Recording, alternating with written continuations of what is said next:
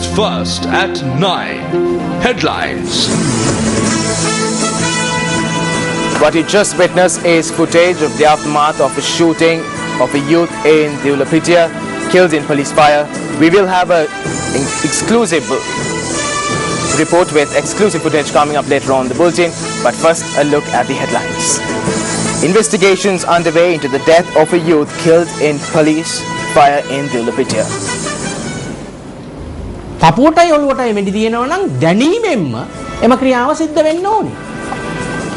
මේ ඔහු යොදන බලයට සමාන බලයක් ඔදලා ඌ යටත් කිරීම නිසා ඒට වඩා වැඩි බලයක් යෙදීම නෙමෙයි අවම බලය කියලා කියන්නේ ඒකයි.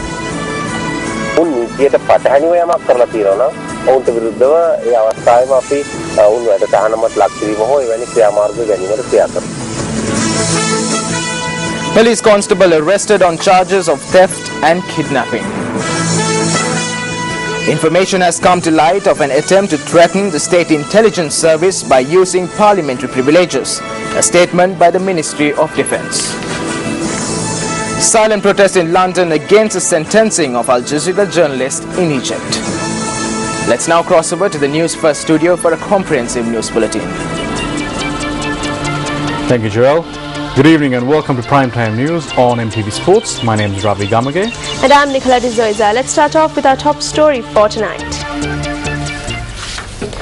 The police say that they have completed recording statements of the case of the death of a youth from police fire in Dewlapitia.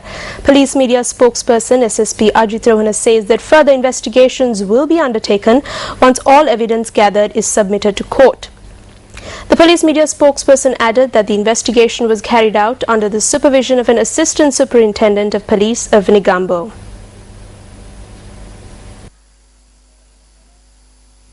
The deceased has been identified as 19-year-old SM Kalum Subasinghe of Barawa Villa, Dewlapitia. It was reported that the deceased had engaged in an argument with an individual at the Barawa Villa junction in Dewlapitia while returning home from a wedding reception he had attended with his elder brother. Two officers of the traffic division of the Dewlapitia police had arrived at the location, following which the shooting had occurred.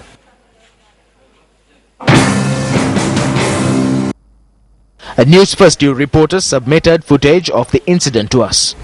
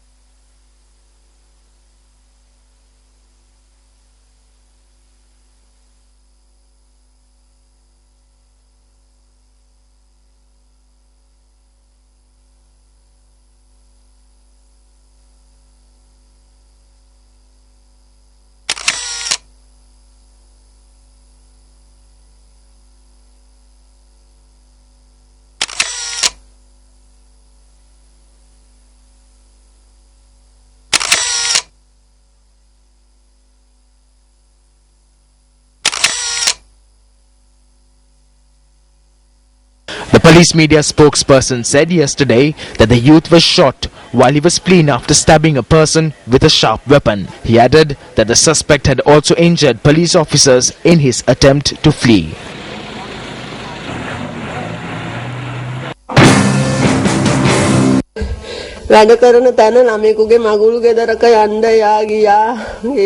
He went for a colleague's wedding. He went to the hotel with his elder brother. By the time I got the news, it had all happened.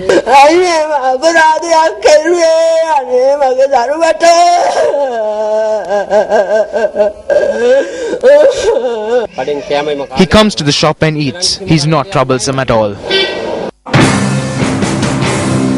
Kalum Subasinghe, who was injured in the shooting, succumbed to his injuries at the Dewlapitia Divisional Hospital.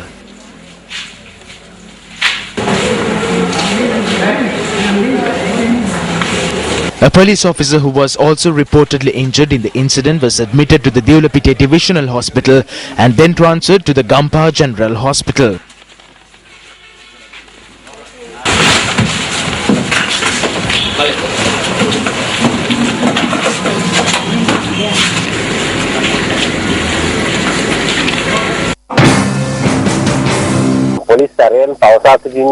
The police sergeant says that if he did not use force, the constable would have had to face a worse situation with a second knife attack.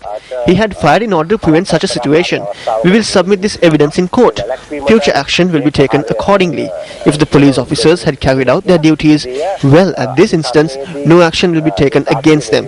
However, if they have violated the law, then steps will be taken to interdict them or take similar action. Police නිලධාරියෙක් කියන්නේ යම්කිසි පුහුණුවක් It is improbable that there was negligence on the part of such an individual. Maximum force has been used in this case. If the suspect was going to stab them, then minimum force should have been used. That is not the same as firing a gun. Can this be approved of a minimum force? The other thing is that they have shot him. They have shot him in the chest and head. When someone is shot in the head or chest, we know that the person will die. There is no doubt about that. If he was shot in the head and chest, it was done so with full awareness. නම් දැනීමෙන්ම එම ක්‍රියාව සිද්ධ වෙන්න ඕනේ. Police නිලධාරීන් කියන්නේ බොහොම පුහුණුවලත් අය. එතකොට මේ පුහුණුවලත් අයට Police officers are well trained.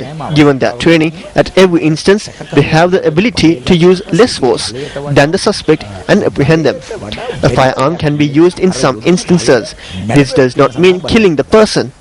They should discharge the firearm to frighten the suspect into submission. So what should happen is that the same level of force or lesser force than the suspect uses should be used to apprehend the suspect. This is what minimum force is. සමාන බලයක් ඔදලා වූ යටත් කිරීම නිසා ඒට වඩා වැඩි බලයක් යෙදීම නෙමෙයි අවම බලය කියලා කියන්නේ ඒකයි. Police officers should not be killed in arresting suspects. Police officers should carry out their duty to the people. The court should decide whether the use of force here was justified or not. If the court determines that it is not justified, then they will take action against the officer in question. Youth killed in police fire in Pasiala.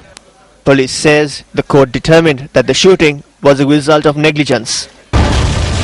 Shots fired in Hinatiana, Katunayaka. 31-year-old bystander injured. Youth killed in police fire in Divulapitia. The Friday Forum has urged the Inspector General of Police to respond as a matter of urgency to the current public concern, including that of the Bar Council on the deaths that are taking place in police custody. The Friday Forum, comprising of a group of concerned citizens, states that serious cause for alarm also arises from recent reports indicating abuse or incompetence in handling weapons carried by police for protection when on duty. The organization states that on the evening of 11th June, a young man riding a motorcycle was shot and killed, and the same evening a three-wheeler was shot at and hit a person standing in the garden of his house. Friday Forum has called upon the IGP to act urgently on the proposals made by the Bar Council and conduct a credible investigation that will help him to take necessary action to prevent and respond to a very grave phenomenon that can affect the lives of all Sri Lankans. Meanwhile, a police constable was arrested in Colombo this morning on charges of theft and kidnapping. The police media unit said investigations are currently underway to apprehend another police officer suspected to be working with him. The suspects are reported to have stolen close to 1.4 million rupees from a person they had abducted from a three-wheeler in Vellavatta. The victim was later found alive on the main road. Police said that 1.2 million rupees of the amount stolen had been recovered. The police say that the arrested police officer, who is a constable attached to the Vellavatta police, is being interrogated further. In other local news, the Ministry of Defence and Urban Development says information has come to light of a scheme that is being employed by individuals to act in a manner that would threaten national intelligence services using parliamentary privileges. Director of the Media Centre of the Ministry of Defence and Urban Development, Brigadier Ruwan Wanigasuriya, made this revelation at a media briefing convened today. බුද්ධ්‍යංශ කියන්නේ හැම රටකම The intelligence services in every country are a group of people who work to protect the unitary nature of the state and its identity. But we do not reveal who these people are. Revealing this information will be detrimental to the future of the country. I have told you of the situation that arises following such revelations. In the Millennium incident, 21 people were killed or rather murdered. I think all of us feel that the void that was left behind by these 21 individuals has not been filled as yet.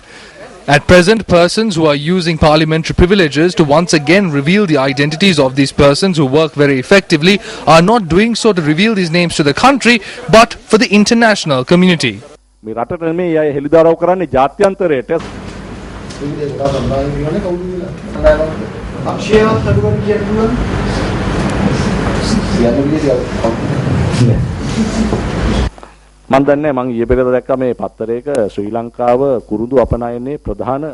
I do not know. I recently saw in the papers that Sri Lanka is one of the key exporters of cinnamon. It was reported that Sri Lanka supplies 80% of the world's cinnamon requirement. Are there any other questions? No, I was answering that gentleman's question.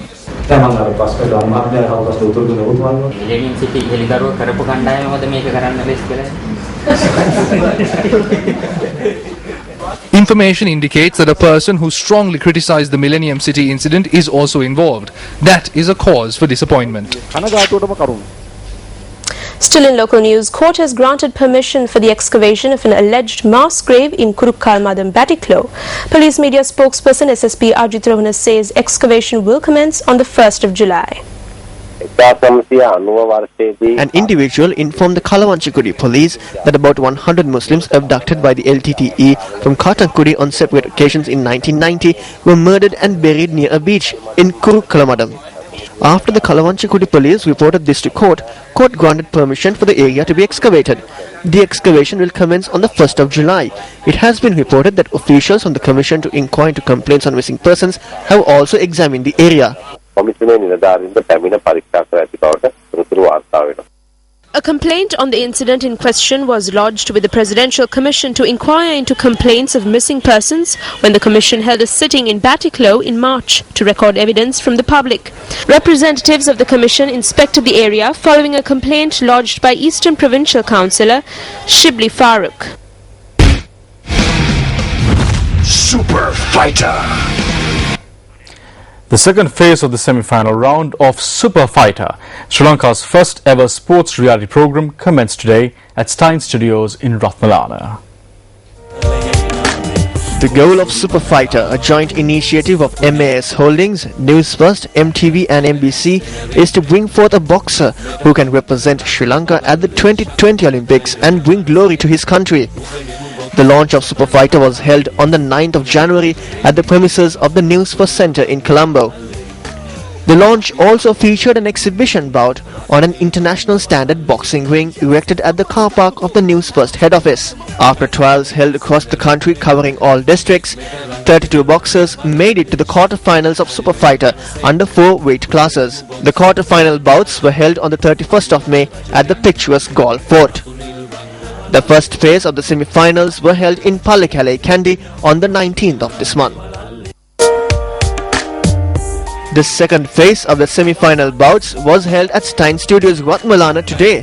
16 contenders who made it through the trials, which saw the participation of about 10,000 aspiring boxers, fought for a coveted place in the finals and the title of Super Fighter. Colour was added to the semi-final bouts with several entertainment items. Yes, I'm unstoppable, untouchable, I am 8 of the 16 contenders who fought today have qualified for the finals of Super Fighter.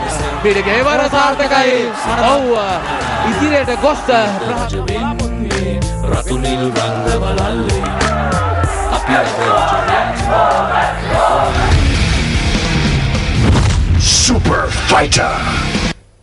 To watch the complete semi-final bouts, tune in to Super Fighter this Friday night on Sirasa TV.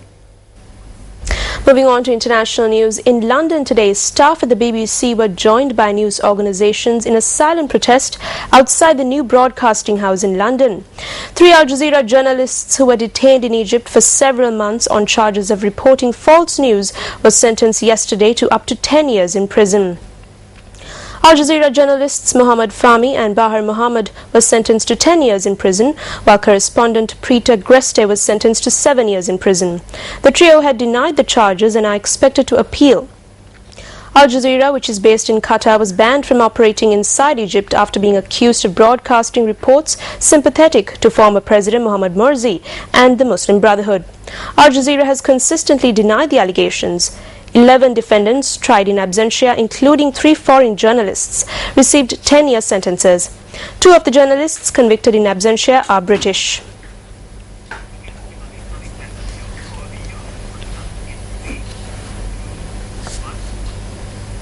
Coming up on the international desk tonight.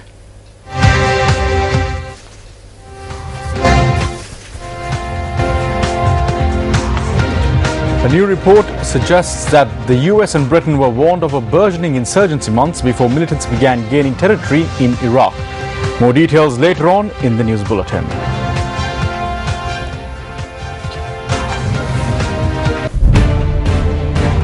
Chess is more or less like politics. Politics is more than chess. It's teamwork like cricket.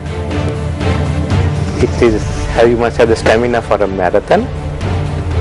You must also remember it's a hard game like raga, and it's a blood sport like boxing. And it is all about protecting the leader.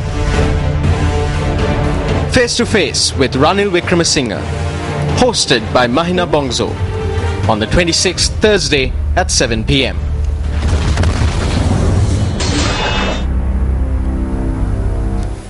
In business news, the Department of Census and Statistics has requested the public to cooperate with an economic census by providing correct information. The department has commenced collecting data from the agriculture sector as part of Phase 3 of the economic census. The department stated that the information pertaining to agriculture, industrial trade and service sectors have been obtained in the first 2 phases of the economic census. In the third phase, the information related to the farmer's residence, land ownership and usage and the land area that is being cultivated is being collected. As a country, we should know what crops we produce, whether they are enough for consumption, and if not, we need to know whether we need to import them and when. If we can make the correct decisions, on one hand we can protect the farmer, on the other we can protect the consumer. I think this information is very important to the country to maintain its stores.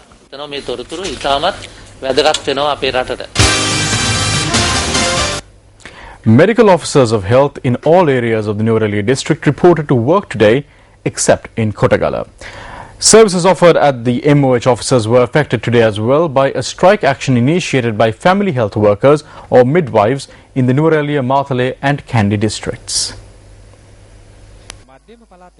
Midwives in the Central Province commenced this strike action today to pledge support to a Satyagaha campaign commenced by midwives at the Peradeniya Teaching Hospital. The midwives commenced the Satyagaha campaign opposite the hospital 14 days ago, claiming that officials were not allowing them to carry out their work. They do not let us to go to work. In truth, the nurses at this hospital are engaged in guard duty. Meanwhile, a midwife at the Peradeniya Teaching Hospital climbed to the top of a building today and commenced a fast unto death campaign.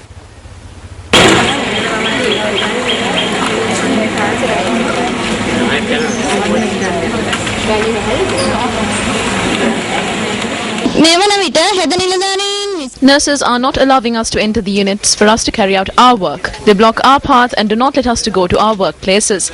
They are exerting immense pressure on us and the director has not taken any steps. The director of the Peradeniya Teaching Hospital, Dr. Jayabandhu Herat, says that several rounds of talks were held with the intention of resolving the crisis. He reiterated that he cannot fulfill all demands. The director added that talks are continuing with a view to resolve the crisis. Health services in the Central Province were affected by the midwife strike today. A media briefing was convened today to make clarifications on the crisis that has arisen. සෞඛ්‍ය බලධාරීන් මෙය කල් මරණ ප්‍රශ්නයක් බවට පත් කරමින් Health authorities have delayed on taking action against this problem and have remained silent until it aggravated to this level. As the Government Midwifery Service Association, we express our disappointment. We call on the Health Secretary to reanalyze the vague clauses in Circular 02-88/2014 and to hold discussions with all trade unions and reissue the circular. විශ්ලේෂණය කළා සියලුම මීට අදාළ වෘත්තීය සමිති සමග සාකච්ඡා කළා මෙම චක්‍රලේඛනය ලෙසයි. Newsfirst made inquiries regarding the allegations levelled at the nurses from the president of the Peradeniya Teaching Hospital branch of the Government Nursing Officers Association, Pradeep Nandasena. He says that the midwives should act in accordance with the circular issued by the Health Secretary. UNP parliamentarian Sajid Premadasa attended a function in the Ambalanthota area today. The function was held in lieu of late President Ranasinghe Premadasa's 90th birth anniversary. At the event, Sajid Premadasa presented building material for the construction of a sacred statue at the Ambalanthota Aravanamulla Sri Somaloka Viharaya. Over the past several days, we have heard the grievances of government MPs and ministers. They say that extremism is not good. They say that whether you are Buddhist, Muslim, Hindu, Christian or Catholic, extremism is not good. If they truly want to protect the motherland of all Sri Lankans, be they Sinhalese, Muslim, Tamil, Burgher or Malay, and prove that this motherland belongs to all religions, then they must stop their political ravings and speak the truth as they see it. Take the message of peace, reconciliation and unity to the cities, the villages and all across the community, not for political advantage, but to protect the country, to save the nation from this grave danger it is facing. I pray that the present government will receive the ability to act realistically.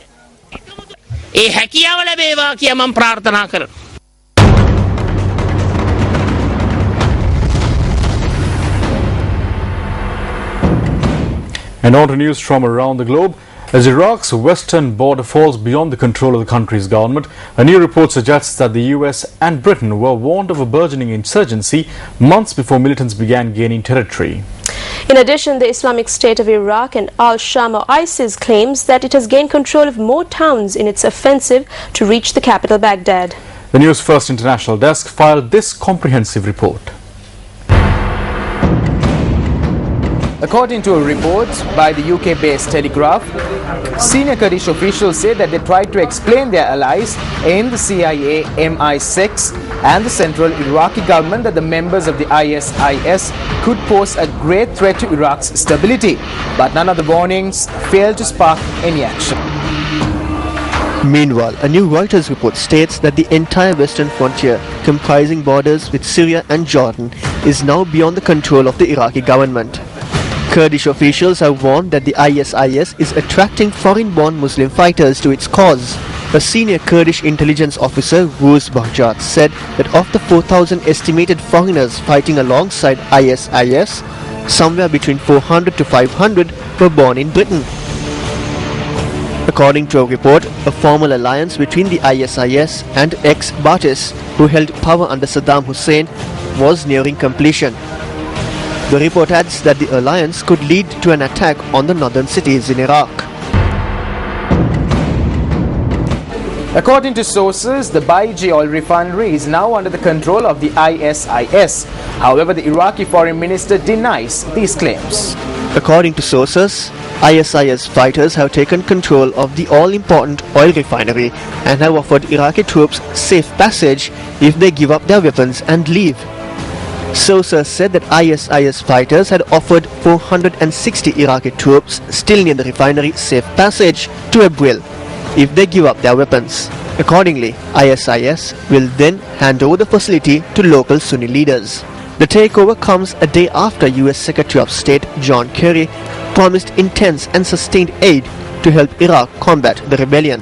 However, Iraqi Defense Ministry says it thwarted an ISIL attack targeting Baiji refinery in Salatin province, killing a number of militants and destroying vehicles and bulldozers. A video released by the Defense Ministry showed bombing being carried out on vehicles and on a building.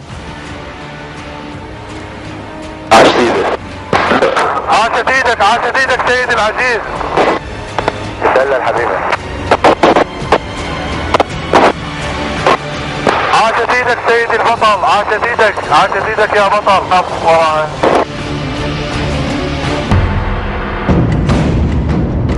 The fast advance of ISIS fighters may have taken up some by surprise, but it did not come unannounced.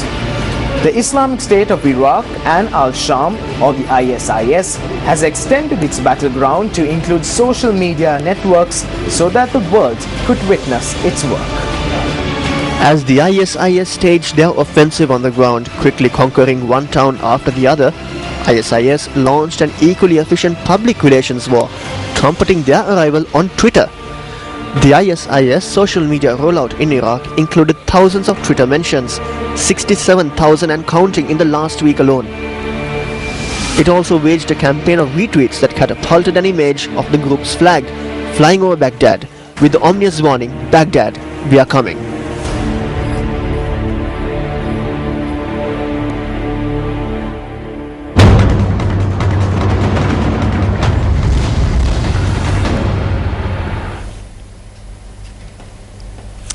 Moving on to more international news, Rebekah Brooks, the former boss of News Corp's British newspaper arm, was found not guilty by a London court of being part of an illegal conspiracy at a Rupert Murdoch tabloid to hack into phones and make illegal payments. Though Brooks was acquitted by the jury of all charges, Andy Coulson, Prime Minister David Cameron's former media chief and ex-editor of one of Murdoch's British titles, was found guilty of being part of the phone hacking conspiracy. Both were former editors of Murdoch's News of the World. The 168-year-old tabloid, the media mogul, closed in July 2011 amid a public outcry over revelations that journalists had hacked into the voicemails of the mobile phone of a murdered schoolgirl. The scandal sent shockwaves through Britain's political elite, with prime ministers from both main parties shown to have been close to Murdoch and his senior staff, including Brooks. Cameron, who ordered a public inquiry into press ethics in the immediate aftermath, faces embarrassment over Coulson's conviction. The 46-year-old Brooks was cleared of being part of a conspiracy to hack into phones to find exclusive stories of authorizing illegal payments to public officials and of trying to hinder the police investigation. On hearing the verdict at London's Old Bailey, Brooks showed little immediate emotion. On hearing the verdict at London's Old Bailey, Brooks showed little immediate emotion but was later led out of court by a nurse. Her husband Charlie was also cleared of any attempt to hinder the police investigation.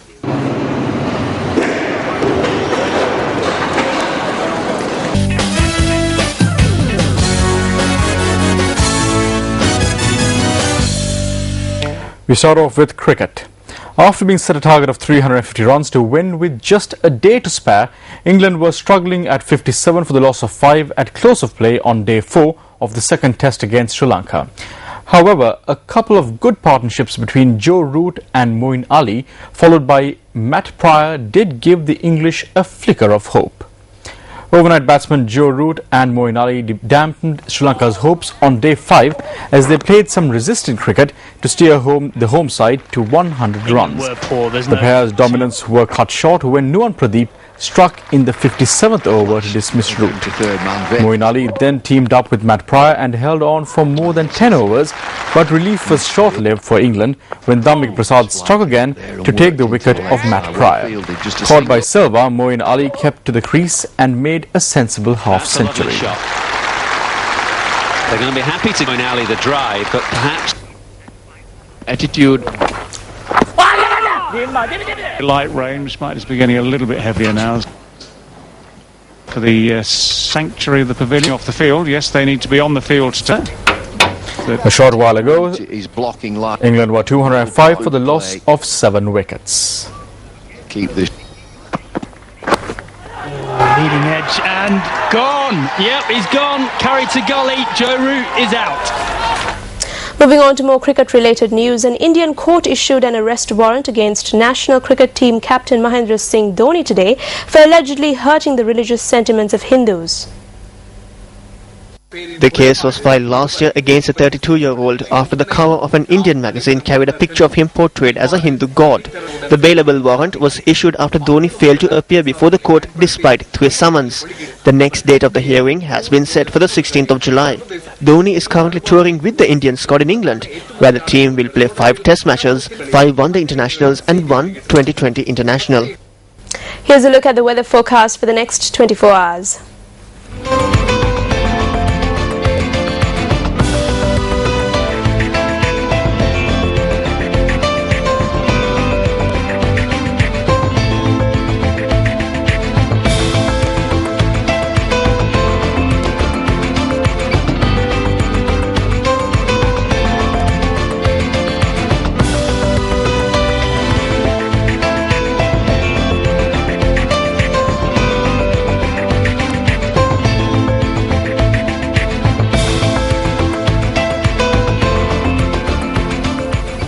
And that's a wrap of your Tuesday primetime news bulletin on MTV Sports. Just a quick reminder before we go, we are on Twitter. You can follow us. Our Twitter handle is newsfirst_EN. I'm Ravi Gamage. And I'm Nicola D'Souza. Take care and good night.